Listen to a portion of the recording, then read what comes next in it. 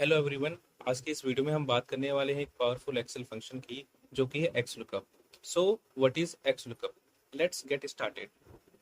So it's a lookup function that helps you to find a value in one column and return a related value from another column. It's like a supercharged version of the classic VLOOKUP function that we use normally, but it is more flexible and powerful. Let's discuss why I said it's supercharged. Because it works in both directions, from left to right and right to left. Also, it has custom error handling option, and it is faster and smarter, especially when you are working with larger data sets. And here is how it looks. This is the basic syntax of XLOOKUP function. It has lookup value for the value we are looking, lookup array from the array we are looking the value, return array from the array we are expecting the return value.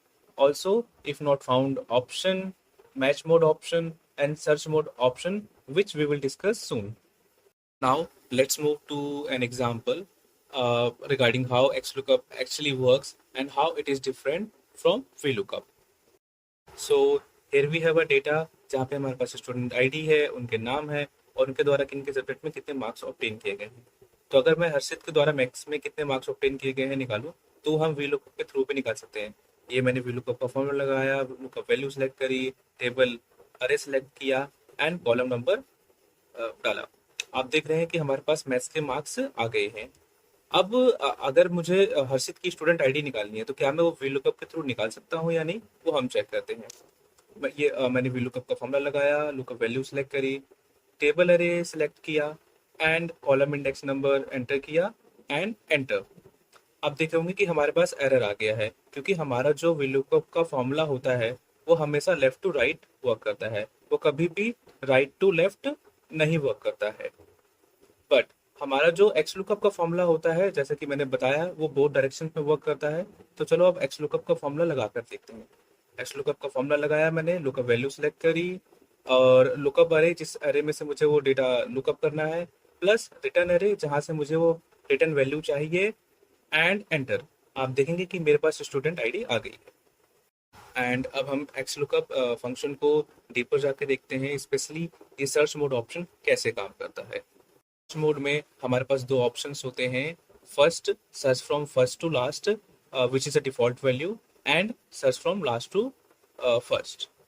तो हमारे पास ये एक और data set है जिसमें आप देख रहे होंगे हर्षित का नाम दो बार अपीयर हो रहा है, क्योंकि एक क्लास में दो नाम के स्टूडेंट भी हो सकते हैं। तो अगर अब मैं हर्षित की स्टूडेंट आईडी निकालने की कोशिश करूँ एक्स लुकअप के थ्रू, ये मैंने एक्स लुकअप का फॉर्मूला लगाया एंड लुकअप वैल्यू सेलेक्ट करी। उसके बाद मैंने लुकअप अरे सेलेक्ट किया जहाँ से मुझे लुकअप वैल्यू चाहिए, एंड मैंने रिटर्न अरे सेलेक्ट किया जहाँ से मुझे रिटर्न वैल्यू चाहिए। ये मैंने एंटर प्रेस किया और आप देख रहे होंगे मेरे पास 102 आ गया है।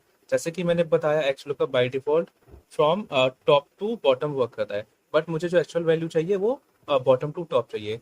तो अब इसके लिए मैं एक्स लुकअप फॉर्मूला को मॉडिफाई करूंगा, यहाँ पे मैं कॉमा एंटर करूंगा ताकि मैं सर्च मोड ऑप्शन वाले पे जा सकूं। मैंने दो बार कॉमा एंटर किया, सर्च मोड पे जाके -1 एंटर किया, और जैसे ही अब मैं एंटर प्रेस करता हूँ आप देख रहे होंगे मेरे पास 104 आ गया है, क्योंकि इस बार ये reference value bottom to top ले रहा है।